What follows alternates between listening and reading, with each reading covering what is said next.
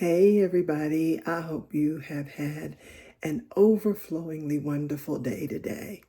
I was just about to call it a night, and then I remembered something.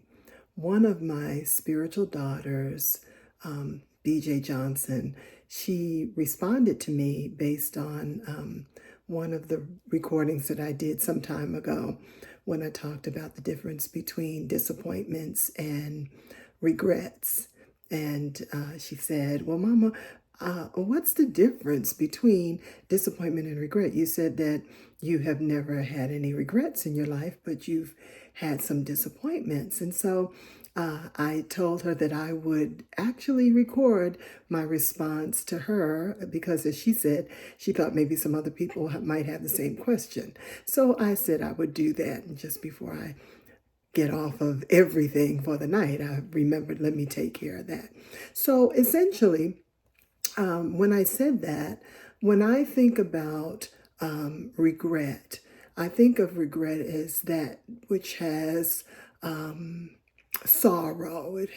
It's a sense of loss, as though there's remorse associated with it. And so when I look back over my life, there's nothing that I have any sense of remorse or that kind of sorrow about, because I really do believe that if anything, when you make mistakes, if there are things that don't turn out the way you want them to, that they really can serve to make you who you are. And so while there have been some really tragic things that have happened in my life and some challenging things that have happened in my life, I don't have any regrets about them. I just believe that God has designed my life in the way that it should go. And even those times when I veered off the path, I really and truly have, by His grace, been able to get back on the path and get something worthwhile out of it. On the other hand, in that recording, I did say, but there are times when I've had disappointments. Disappointments to me are those letdowns, those times when I have let myself down, when I know I could have done better, but I just kind of, did not do what I know I should have done. My husband always says it like this. He says, where expectations are unmet, disappointment is inevitable. And sometimes I've had expectations of myself that may not have been realistic.